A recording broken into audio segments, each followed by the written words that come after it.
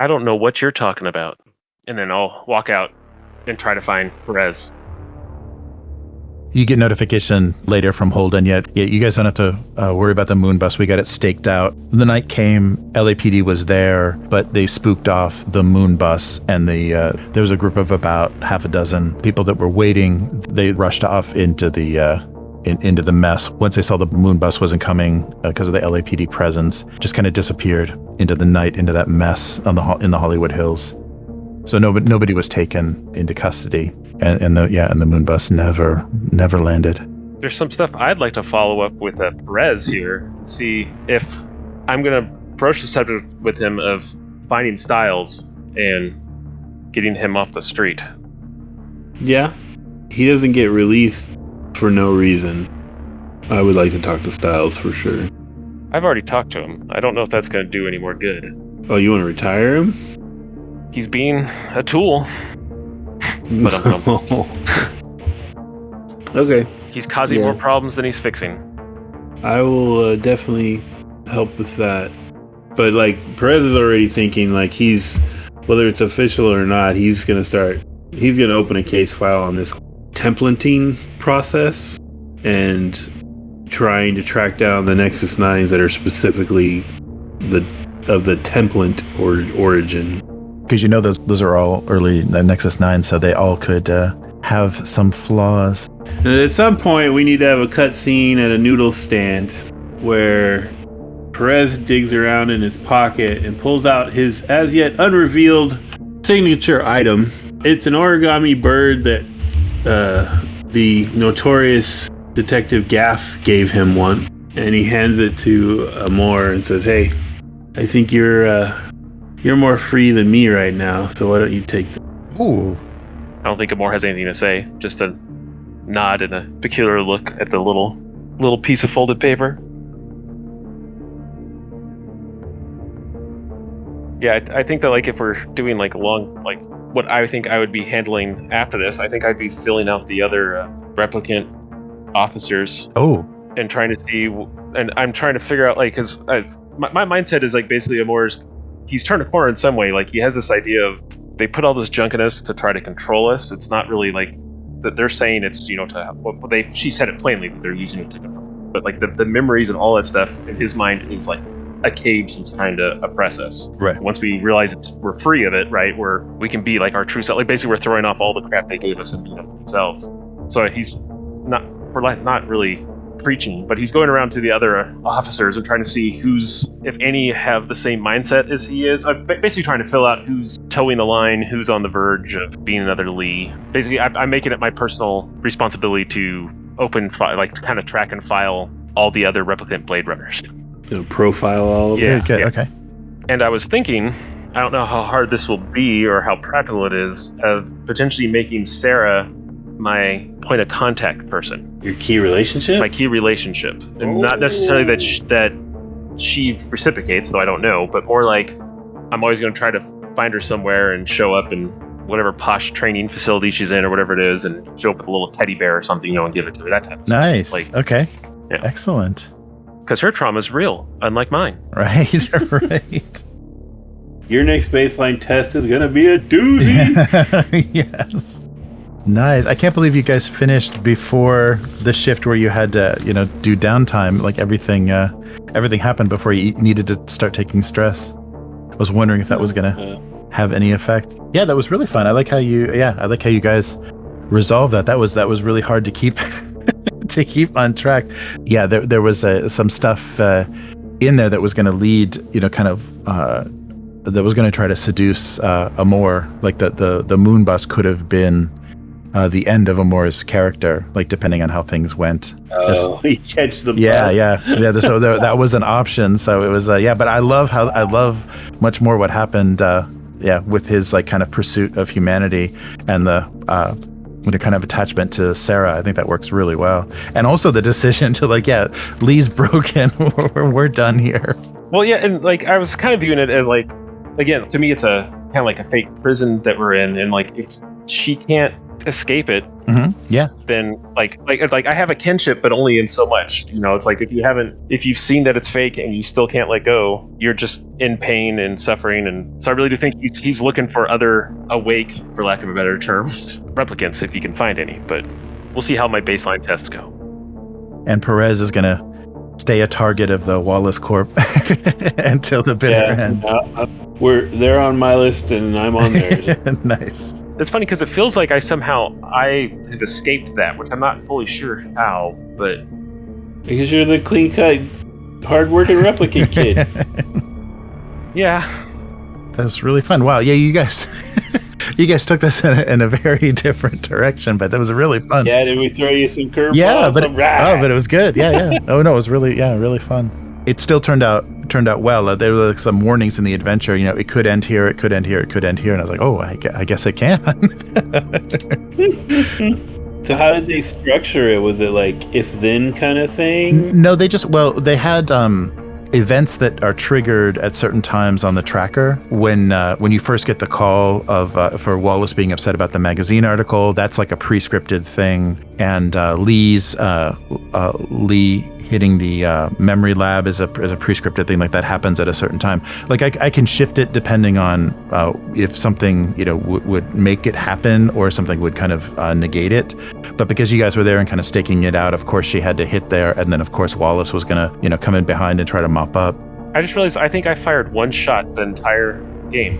Yeah, and you blew someone's brains out. Yeah, we had some very dramatic rolls right there at the end. That was. Yeah, and Lee was like useless at the end there. She couldn't do anything to she was lost all of her autonomy.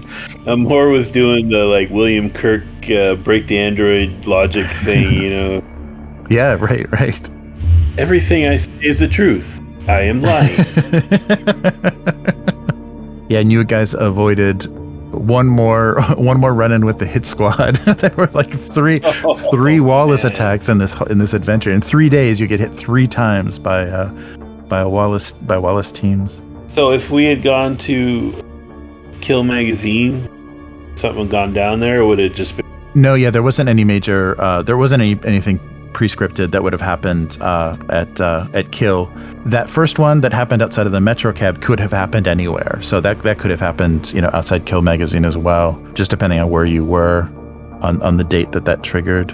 But yeah, the Kill Squad just keep dogging you. So but I guess they got the message now that it's not going to be very effective. Doesn't work. Yeah, not effective at all. They're just going to be like send 6 instead of 3 next. If Lee would have survived, Styles would have tried to call you off from going to the Moonbus rendezvous. You get one more kind of interaction with him trying to say, stay away from this. This is not about you. That won't be happening. Yeah. I love how you guys played that. And Will, you had some really great moments, great role-playing moments. I like what you did with the replicants and Amor's struggle for humanity.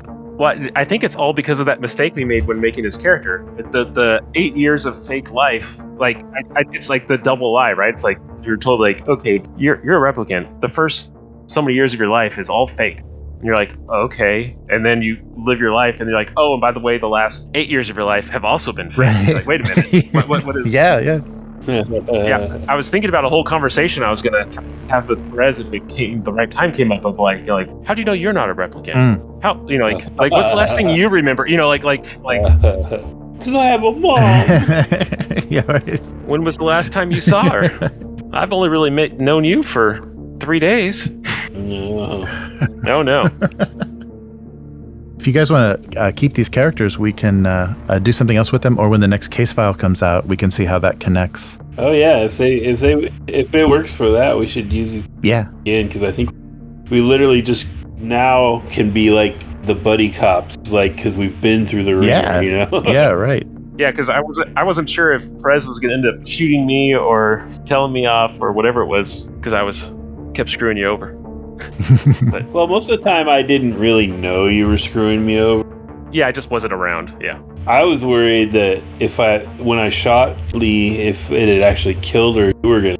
Oh no, see, and that's where like I kind of in my mind I'd already decided like my whole thing is going to be like giving her the do you want to die like a hero, or do you want to die fighting for what you can't win and being a slave? And she chose. So like, yeah. I think that's, I don't know how you guys were reading it exactly, but yeah, that's kind of where my mind was with her, at least me personally, from our first, like as soon as we saw her, my plan was like to talk her down and then be like, all right, I'm gonna shoot you now.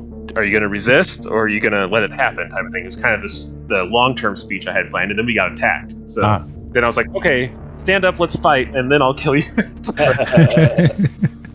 I thought for sure she'd get through that wall. Poor crazy replicant just bounced off a wall. She rolled like 2 snake eyes in a row, right? That was brutal. Yeah, and there's nowhere to go from there. Yeah. Yeah, that's why, like, it almost like played into it, right? Because it's like she was just so broken at the end, and so like not functional anymore that it was completely like a mercy. Yeah. Yeah, when she ran into the wall, all I could picture was Pris from the first movie when she's flailing around the floor. Yeah. You know? Oh yeah, Like, oh. I'm glad you guys enjoyed that. That was fun. That was fun to run. And I like the mechanics do stay out of the way a lot. I think there's a lot of nice character stuff you can do. Because there's some systems that have too much points management, too much, kind of in-game currencies where you're spending points to do stuff. And I'm just basically like keeping track of the humanity generated in your role play, much less bookkeeping. It's the adventures are a little bit difficult to manage the schedule of events. The role play and how the other mechanics work is good. It works really well. Is this the general structure of the other games? Like it's like a timetable? The investigations, will always be. There's always going to be a tracker, and it's always going to be timed out in shifts. The same, mechanics will always happen. You can only work 3 shifts and have to rest one. So depending on what happens when, that might become more or less difficult. Do you think they build like kind of that pressure clock aspect into all of them? Like, I bet, because the whole moon bus was kind of like this clock pressure thing. Yeah, because they call that, they name it in the invention. I think every case file is going to have it. It's just called the final confrontation. So the final confrontation can either be at the memory lab or at the moon bus, and just depending on who lives and who dies, like when things happen. Every case file will lead up to a final confrontation, and it may not be like a bloody confrontation, but it may be kind of when things are revealed and kind of the crescendo of the mystery, as much as gets solved or as much as gets buried. Yeah, it was good too. It had a lot of different elements. Like it kind of at the beginning with the photo we could look at. That was like kind of this investigatory puzzle almost kind of thing. Right. And then we had a lot of just interviewing people and the role play from that. And then we had some more violent situations. So it was nice. It was nice. Sure. It was like a little bit of everything.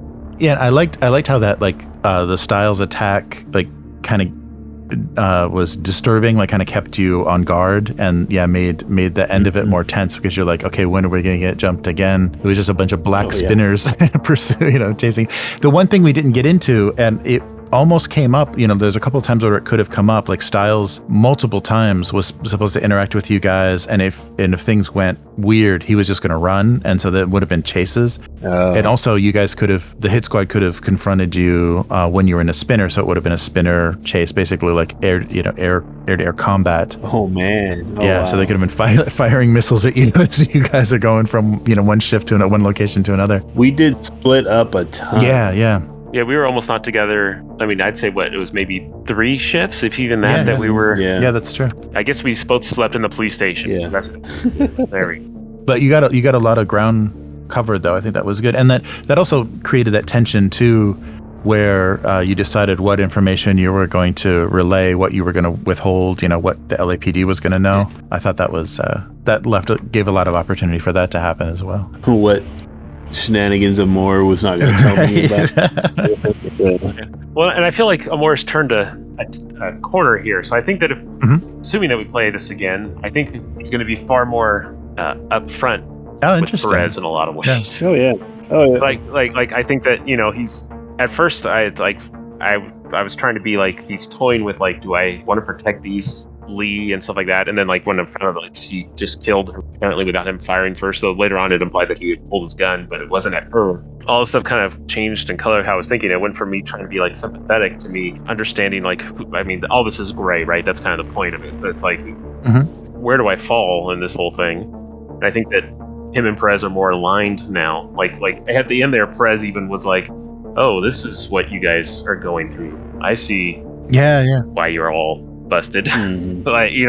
like, oh, cool. So your first memory is your daughter being ruthlessly murdered. That's cool. Yeah. Why do you do this again? That's fucked up. Yeah. Yeah, totally. Like that, it's a different dynamic than if you think of the first Blade Runner movie, because now with replicants as on the Force, like it's for a Blade Runner, it's like, okay, well, apparently there are broken replicants and not broken replicants. Yeah. And so like it's kind of his perception of, he's gonna like stop and think every time now when he encounters a replicant suspect, it's gonna like give him a little pause. Yeah, that's true. And I'm still wondering if there's like a attempt to make yourself immortal plot that's going on behind the scenes. That's what it feels like. That's like where I went. Oh, with the whole, interesting. Yeah. The template thing was like okay, so they implant memories. So how detailed can that be if they're made by you put a little thing on and thinking stuff? Like my thought was like literally the goal was to make like this was like a test run. Like, okay, we'll put some of your memories into Oh, thing, interesting. and then like get some. That's where I was going with it in my mind. Well, Will, you might be onto something, because this series, the total campaign of all these case files, is called The Immortal Game. Oh crap! I solved it. Episode 1. You might have solved it. That's Amor solved it. crazy. Yeah. So the whole campaign is called The Immortal Game, and this is just the first file. And they said you can play these in any order. The only one that has to be in a specific order is the last one. Like the final one has to be played last. Damn. Yeah. As soon as you said that, I'm like, wait a minute, that sounds familiar. I did it. I made my roll. Yeah. Nice. What a detective. Well, that was fun. Thank you guys for playing late and getting everything wrapped up, because it would have kind of sucked. I mean, we may have never finished it if it got delayed a week or so, and then we wouldn't have Astral anymore. And you'd have to rebuild. Right. Everything. It could have gotten sidelined. So this is great. I mean, I would enjoy playing this more, but I also feel like Amor has kind of gone through an arc. Yeah, and you went through a big arc and hit something. So yeah, like I don't know how much more growth there would be. I mean, obviously I can raise stats, skill stuff, but I'm saying like in terms of like I might even want to play as a new, like even keep going, but maybe play as a new rookie and or veteran type guy. Like might be neat. And then maybe come back to I like to sometimes go back and forth between characters. I think like having people in the background, that's interesting. Oh, that's cool. Yeah. Well, someone's got to keep Perez from going full nihilist. So. Yeah, right. I shouldn't make a gruff, sad, done with life like old detective, and then we it'd be a murder suicide pact. Nice. Yeah. So here's my plan: go into Wallace, guns a-blazing. How's that sound? Sounds good. Okay, I'm in. Had me at go into Wallace. Well, yeah, and I think that I think that this is the best that this system has worked for me, was playing this. I think that having like the noir detective stuff where you're not like, I realized we had combats, but to me this system doesn't, like when we've done the what's the Twilight 2000? Is that what the name of it was, man? Twilight 2000, yeah. Maybe it was the travel in it. I don't know what it was, but like something about the I know that did frustrate me at the time, but like because the combats were so much more like involved in those, and maybe I guess you could do the same thing here, but it like this having like a more light feel to it of the system really worked well for it, because it's like, I'm going to do this thing, cool, make a roll and then see how well you do, and it played forward. Whereas, because I'm one who usually likes like tactical combat-y type stuff, but I didn't miss that at all in this because of the RP aspect. So yeah, it's interesting. I think this worked. Like I said, I think this was the best and most I have enjoyed this system itself. I think Free League's like really good at modding this kind of house system to support the themes of whichever game it is, like, because this one's like obviously not tactical like Twilight 2000, right, but it doesn't, you don't want it to be, No, yeah. Whereas Twilight 2000 is their most tactical game they've made, but of course it is, it's the military game, And then you got Forbidden Lands, which is, they kind of want to do an OSR, swords and sorcery thing. It's somewhere in between.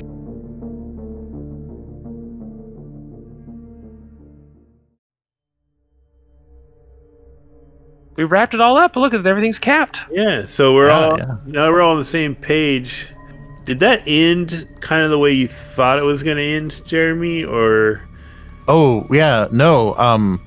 It was really. I was expecting Lee to be able to escape, to have a little bit more effect, but she got manipulated and she was not able to kind of stay under control of herself. Because I was really hoping to get you to the moon bus because I really wanted Amor to have that moment of join us, or what, who are you, where are you? Yeah, so the same way that he was that he was talking to Lee about human or tool, I really wanted that moment at the moon bus, like, you can come with us, and but that it leads up to that. That's like supposed to be a big climax in that little first case file, but we never got that far, because what would have been fun is there'd be so many people that Amor was kind of intimate with that could have suggested he go with them, and even a little girl. So that would have been pretty intense. Yeah, an intense scene. But I liked how it worked out. I think depending on what the next case file leads into, there's going to be some really cool things set up for the next case file. Yeah. I liked how it ended too. That was very, very dramatic. Yeah, and you guys still had the option. Like, I was wondering if that was going to happen. You still had the option to go to the moon bus meeting, because it still would have happened. Yeah. Because she wasn't the only passenger, so it still would have happened. So that could have been that could have played out. But we were so like shaken by the whole thing. We're like, we did our job. right. Yeah, there's some really fun stuff set up, and even if it takes a while for them to get that second case file out, I think I have enough with what we didn't do that there's some threads we can kind of pick up if you guys want to go back to Blade Runner at some time. Yeah, with the more, I don't even know how Amor feels. Like, I feel like he's in some ways is black and white about things. In some ways, he's way more like, hey, are you awake and aware that you're being manipulated and trying to fix the problem? If not, then you are the problem, type of a thing. So I don't know. I think he's, in a way, he's worse now. But, interesting. But more. I think he's more in control of himself. I think his views have changed a lot, right? Where instead of like that was kind of what I was trying to go for there at the end. It's like he was like, okay, you have a chance. Are you in? No. Okay, well then you're like in a way kind of cold. Like then you're the problem. Then even though you're damaged, and I have empathy for you, I can't suffer these problems to live anymore. I have to resolve them. So yeah, I could see him being far more in the future, way more hit first, ask later type of a thing. As soon as he like very more snappy about his judgment about people. So I don't know. I think he's going to be. You're going to be more like what everyone thinks the cops are. Yeah, exactly. But not even like LAPD focused.